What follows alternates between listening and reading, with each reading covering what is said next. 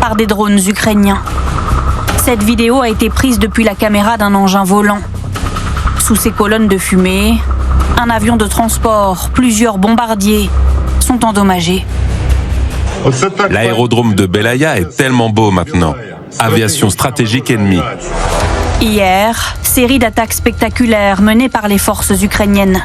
5 bases aériennes russes ont été ciblées à plusieurs endroits du territoire. 41 avions détruits ou touchés.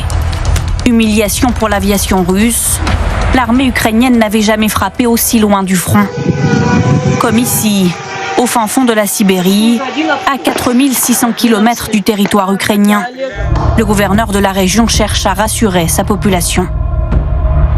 Il s'agit d'une attaque de drone contre une unité militaire dans le village de Zredny. C'est la première en Sibérie.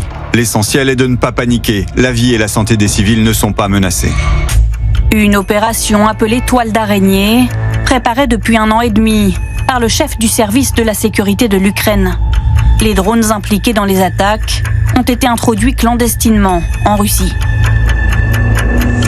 Le service de sécurité de l'Ukraine a d'abord transporté des drones kamikazes en Russie.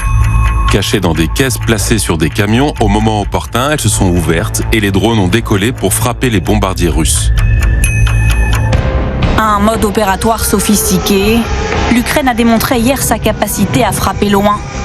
Selon les forces ukrainiennes, 34% des bombardiers stratégiques russes ont été détruits.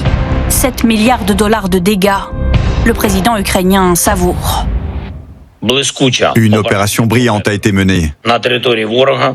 Elle s'est déroulée en territoire ennemi et visait exclusivement des cibles militaires, notamment le matériel utilisé dans les frappes contre l'Ukraine. La Russie a subi des pertes vraiment significatives, tout à fait justifiées et méritées.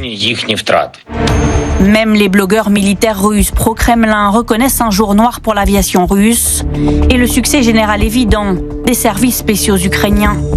Discrétion en revanche du président Vladimir Poutine. Face aux nouvelles embarrassantes, un simple communiqué du ministère de la Défense. Bref et concis. Aujourd'hui, le régime de Kiev a mené une attaque terroriste dans les régions de Mourmansk et d'Irkoutsk.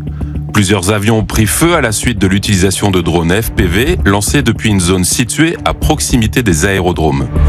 Une contre-offensive inattendue qui a débuté samedi par des attaques ukrainiennes tactiques. Un pont ferroviaire s'est écroulé dans l'oblast de Koursk. Un pont routier s'est brisé net dans la région de Bryansk. Le pont s'est effondré sur un train qui transportait près de 400 passagers. 7 personnes ont été tuées. Nous avons entendu un grand cri et soudain tout le monde a commencé à tomber des couchettes supérieures. La table était en dessous de moi et je l'ai heurtée de côté. J'ai ça à la tête. Vous êtes tombés ? Tout a volé. Nous, les valises, tous tombés les uns sur les autres. Je suis tombée. Ma voisine s'est cassée la clavicule. On a réussi à sortir de là en rampant. Un sursaut ukrainien qui survient alors que l'armée russe ne cesse de grignoter du territoire dans l'est de l'Ukraine. De quoi peut-être rebattre les cartes de la négociation sur la guerre qui a eu lieu aujourd'hui.